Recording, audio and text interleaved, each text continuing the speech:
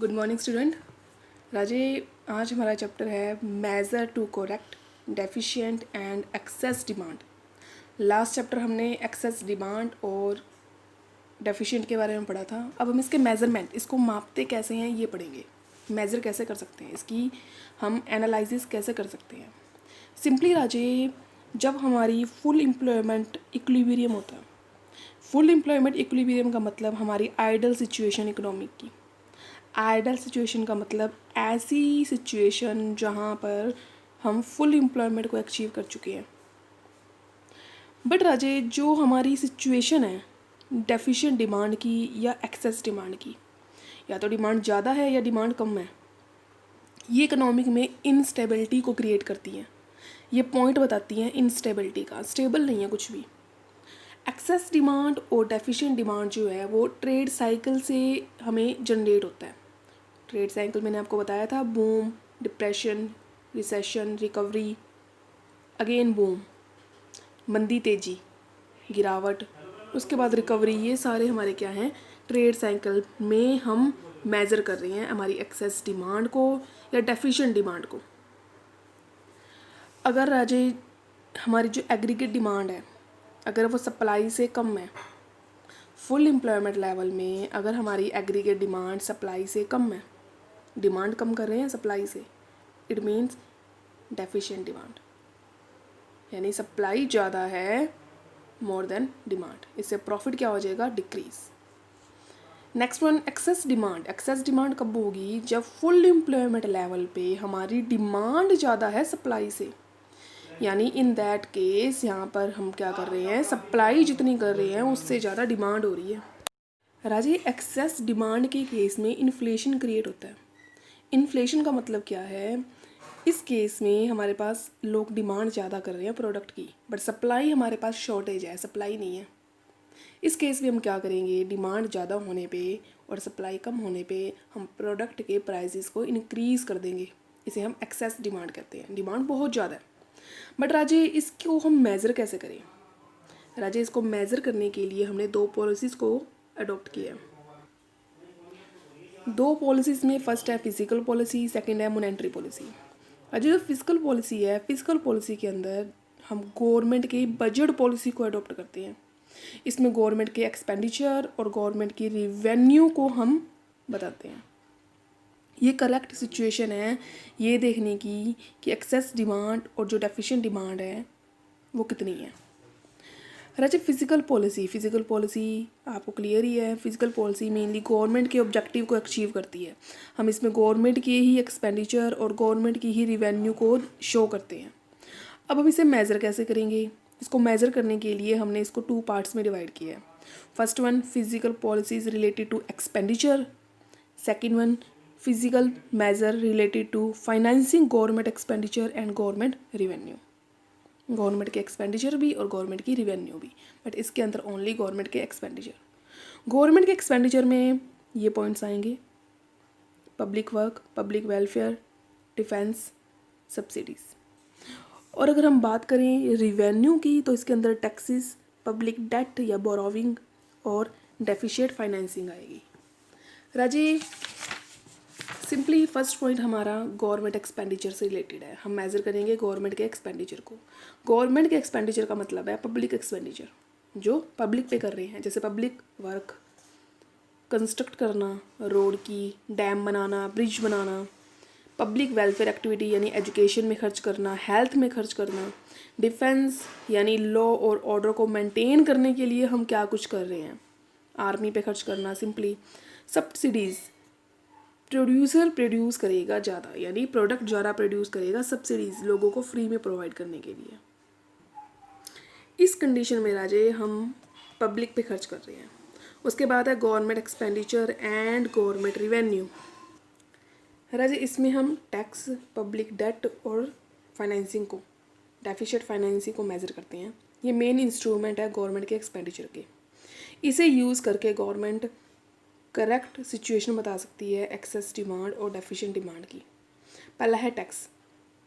Tax पता ही है, compulsory payment है, यानी ज़रूरी पेमेंट है जो गवर्नमेंट को करनी ही होती है, लोग गवर्नमेंट को करते हैं।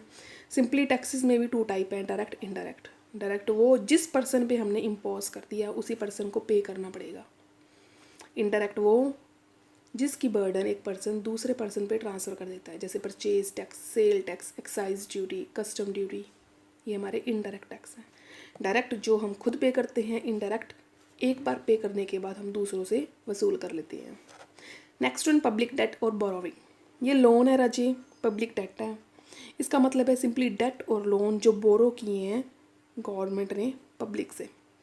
डेफिशिएंट फाइनेंशिंग का मतलब सिंपली ज़्यादा से ज़्यादा करेंसी को इशू करना। Physical policy and deficient demand and deflationary gap, हम इसमें दो सिचुएशन देखेंगे, डिफ्लेशनरी गैप की और इन्फ्लेशनरी गैप की। डिफ्लेशनरी गैप के अंदर अजय हम सिंपली डिफ्लेशन कब क्रिएट होगा, जब टैक्स हमारे कम होंगे। अगर टैक्स कम होंगे तो गवर्नमेंट को रिवेन्यू भी कम होगी, इसलिए क्या है, डिक्रीज इन टैक्सेस। जितने गवर्नमेंट टैक्स को कम इम्पोज करेगी उतनी ही गवर्नमेंट को क्या होगी, इनकम कम। बट लोग खर्च ज़्यादा करेंगे। अगर लोग खर्च ज़्यादा करेंगे इट मीन्स डेफिशिएंट डिमांड, लोग सेविंग करनी स्टार्ट कर देंगे। इंक्रीज इन, नेक्स्ट पॉइंट है increase in public expenditure. Increase in public expenditure हम डिफ्लेशनरी गैप के अंदर हम चेक करेंगे कि हम सिंपली जो लेवल ऑफ डिमांड है वो मेज़र होगा हमारा लोगों पे खर्च कितना कर रहे हैं, यानी हम पब्लिक पे खर्च कितना कर रही है गवर्नमेंट। सबसे पहले एजुकेशन और हेल्थ पे सबसे ज़्यादा खर्च करें। सेकंड वन जो लोअर ऑर्डर है, जैसे मैंने बताया डिफेंस पे भी ज़्यादा खर्च किया जाए। नेक्स्ट वन कह सकते हो जो भी हमारी सब्सिडीज़ और ट्रांसफ़र पेमेंट है, सब्सिडीज़ आप समझते ही हो, जो हम लोगों को एक सहायता, गवर्नमेंट एक हेल्प प्रोवाइड करती है। ट्रांसफ़र पेमेंट का मतलब ओल्ड एज पेंशन, स्कॉलरशिप जो लोगों को प्रोवाइड कर रहे हैं। ये सारी जो एक्सपेंडिचर हैं ये ज़्यादा होने चाहिए। अबव ऑल इससे क्या होगा, जो इन्वेस्टमेंट एक्सपेंडिचर है पब्लिक के वो भी ज़्यादा होंगे, यानी हम लोगों पे ही ज़्यादा खर्च करेंगे। सिंपली जैसे रोड्स बना दी, कंस्ट्रक्ट कर दी, डैम, ब्रिज, जैसे मैंने आपको पहले बताया, यानी इसमें सिंपल पब्लिक पे खर्च हो रहा है। नेक्स्ट वन डेफिशिएंट फाइनेंसिंग को इंक्रीज़ करना। जितना भी घाटा है, सिंपली डेफिशिएंट फाइनेंसिंग का मतलब क्या होता है कि हमने ना जो गवर्नमेंट की जो मनी है, यानी करेंसी जो है वो ज़्यादा इशू की हुई है गवर्नमेंट ने। सप्लाई जो मनी है वो ज़्यादा है मार्केट के अंदर, मनी की सप्लाई मनी की ज़्यादा है। इट मीन्स इसमें डेफिशिएंट भी ज़्यादा होगा। जो परचेजिंग पावर है वो क्या हो जाएगी, इंक्रीज़। डिमांड भी क्या हो जाएगी, इंक्रीज़। डिक्रीज़ इन डेफिशिएंट या फिर बोरोविंग। डेट और बोरोविंग को डिक्रीज़ करना, जो हम पब्लिक से बोरो कर रहे हैं, गवर्नमेंट जो पब्लिक से बोरो कर रही है वो ना करे। इससे क्या होगा, पब्लिक को परचेजिंग पावर बढ़ जाएगी। अगर हम पब्लिक से बोरो नहीं करेंगे तो लोग सेविंग के बजाय परचेजिंग पावर ज़्यादा करेंगे। डिफ्लेशन में मनी की वैल्यू कम हो जाती है राजे। अब इन्फ्लेशन है, इन्फ्लेशन ऐसी सिचुएशन है जिसमें प्राइजेस बढ़ जाते हैं, मनी की वैल्यू कम। इसमें प्राइजेस हाई होते हैं, इसमें प्राइजेस लो होते हैं। डिफ्लेशन में प्राइजेस लो होता है, इन्फ्लेशन में प्राइजेस हाई होता है। ये सिचुएशन होती है इसकी अपोजिट, टैक्सेस इंक्रीज़ हो जाएगा तो ये सिचुएशन क्रिएट हो जाएगी। अगर हम गवर्नमेंट एक्सपेंडिचर कम कर दे पब्लिक पे तो भी ये सिचुएशन इंक्रीज़ होगी। राजे जितनी चीज़ें हमने यहाँ इंक्रीज़ की हैं वो इसमें डिक्रीज़ करनी है, जो यहाँ डिक्रीज़ है वो यहाँ इंक्रीज़ करनी है। बिल्कुल इसका अपोजिट है राजे। सिंपल राजे monetary policy. Monetary policy government की वो पॉलिसी है, यानी जो central government, central bank provide करता है। इसमें हम मनी की सप्लाई, क्रेडिट कितना अवेलेबल है, कॉस्ट क्या आएगी उधार लेने की, ये सब मेज़र करते हैं। इसमें सेंट्रल बैंक कंट्रोल करता है मनी की सप्लाई को, मनी उधार पे प्रोवाइड करने को, और उधार पे क्या रेट होगी उसको भी कंट्रोल करता है। इसमें हमारे दो ही इंस्ट्रूमेंट है, क्वालिटेटिव, क्वांटिटेटिव। क्वालिटेटिव और क्वांटिटेटिव राजे, क्वांटिटेटिव में ये पॉइंट्स आएंगे, क्वालिटेटिव में ये पॉइंट्स आएंगे। सबसे पहले क्वांटिटेटिव। क्वांटिटेटिव पॉलिसी वो पॉलिसी है जो फ्लो ऑफ मनी को कंट्रोल करती है। फ्लो ऑफ मनी यानी क्रेडिट की सप्लाई, मनी की सप्लाई को कंट्रोल करती है। पहला है बैंक रेट। बैंक रेट वो रेट है जो रेफर करती है रेट ऑफ इंटरेस्ट पे, जिस पे आरबीआई लेंड करता है मनी कमर्शियल बैंक को। यानी increase in bank rate increase the market rate of interest, credit become expensive. अगर हम रेट इंटरेस्ट की बढ़ा दें तो क्रेडिट उधार क्या हो जाएगी, महंगी, इससे मनी कंट्रोल होगी हमारी। अगर रेट लो होगी तो उधार भी क्या होगा, चीप, कम पे होगा, यानी लोग ज़्यादा उधार लेनी शुरू करेंगे। इससे अच्छा है कि बैंक रेट ज़्यादा हो ताकि लोग उधार कम लें। Open market operations, next point है ओपन मार्केट ऑपरेशंस का मतलब है सिंपली जितनी भी सिक्योरिटी है, सिक्योरिटी में राजे शेयर्स, डिबेंचर आते हैं हमारे, जिसको हम मनी में कन्वर्ट कर लेते हैं, कोई भी पेपर इंस्ट्रूमेंट राजे, इसमें हम ओपनली परचेज सेल कर सकते हैं। यानी ओपन मार्केट है, इसमें हम परचेज सेल ईजिली कर सकते हैं, ओपन मार्केट ऑपरेशंस। इसमें जो फ्लो ऑफ क्रेडिट है वो रिड्यूस हो जाएगा, उधार नहीं लेना पड़ेगा, सिंपली हम सिक्योरिटीज़ को सेल परचेज कर सकते हैं directly. Repo rate, repo rate राजे वो रेट होती है जिसमें सेंट्रल बैंक मनी देता है उधार कमर्शियल बैंक को। और राजे reverse repo rate, repo rate, reverse repo rate.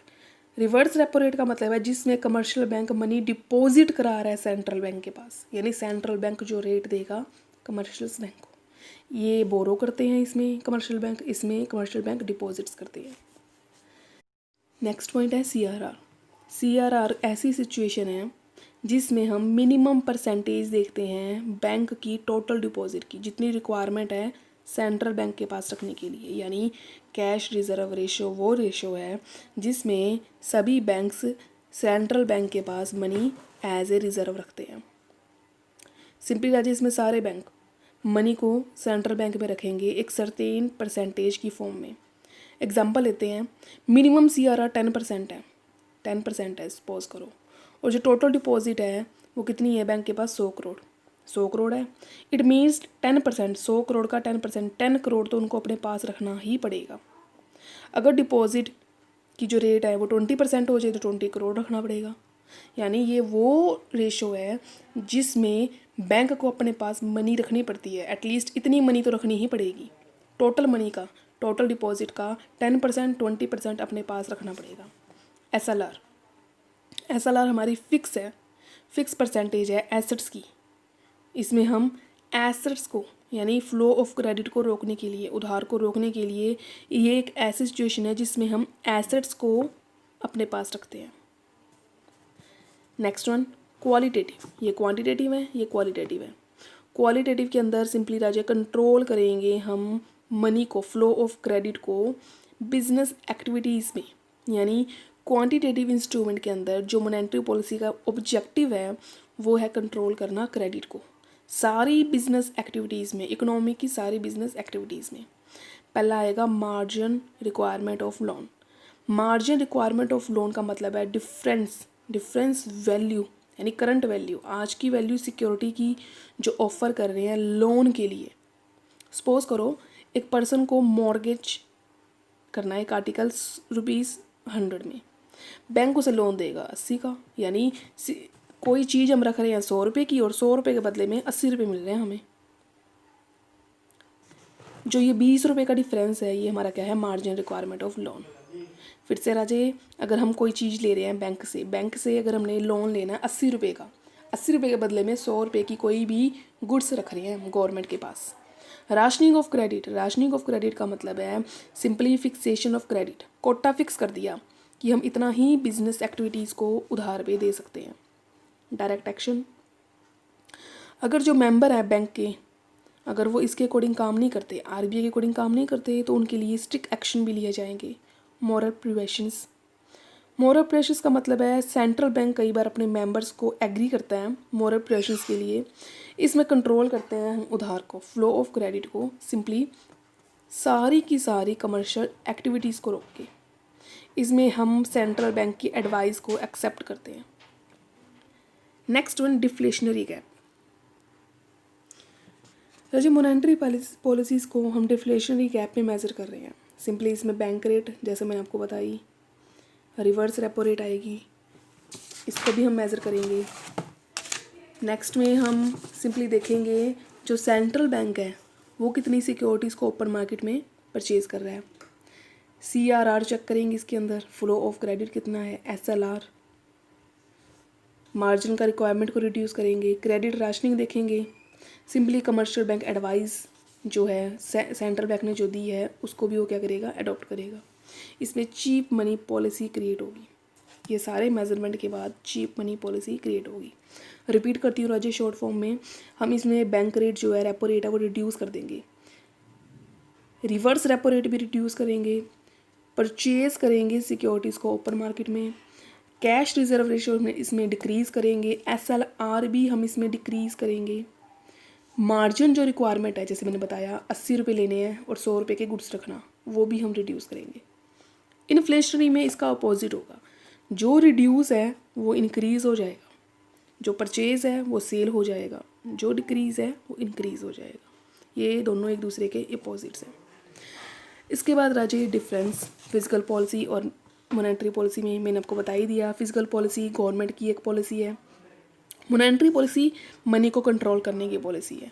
इसमें टैक्सेस, गवर्नमेंट के बोरोविंग यानी पब्लिक बोरोविंग, पब्लिक एक्सपेंडिचर हम शो करते हैं। इसमें हम repo rate, reserve repo rate, bank rate ये बताते हैं, SLR भी बताते हैं और हमारी CRR भी। फिजिकल पॉलिसी के अंदर सारे के सारे सेक्टर आते हैं इकोनॉमिक के। इसमें हम कौन से सेक्टर्स लेते हैं, सिलेक्टिव यानी प्रोड्यूसिंग कमर्शियल एक्टिविटी वाले सेक्टर लेते हैं, बिजनेस की एक्टिविटी के सेक्टर लेते हैं। कंक्लूजन आप देख लेना राजे, डेफिशिएंट डिमांड और एक्सेस डिमांड के बारे में बताना है। डेफिशिएंट डिमांड में सिंपली हम टैक्स को रिड्यूस कर रहे हैं, इस वजह से डेफिशिएंट डिमांड हो रही है। पब्लिक एक्सपेंडिचर भी ज़्यादा कर रहे हैं, चीप मॉनेटरी पॉलिसी को अडॉप्ट किया हुआ है, जो रेट ऑफ इंटरेस्ट है वो भी रिड्यूस है, सप्लाई भी रिड्यूस है और क्रेडिट क्या है, इंक्रीज, इस वजह से डेफिशिएंट डिमांड है। एक्सेस डिमांड में हम सिंपली पब्लिक एक्सपेंडिचर को रिड्यूस कर रहे हैं, उसमें ज़्यादा हो रहे थे, इसमें रिड्यूस हो रहे हैं। उसमें हमारी चीप मॉनेटरी पॉलिसी थी, इसमें हमारी डियर मॉनेटरी पॉलिसी है। इसमें हम मनी की सप्लाई को क्या कर रहे थे, इंक्रीज़, इसमें मनी की सप्लाई डिक्रीज़ है। इसमें हमारी simply production capacity fully use नहीं थी, इसमें प्रोडक्शन कैपेसिटी ज़्यादा है। राजा आपका चैप्टर कंप्लीट है, इसके अपने कंप्लीट क्वेश्चंस करने हैं।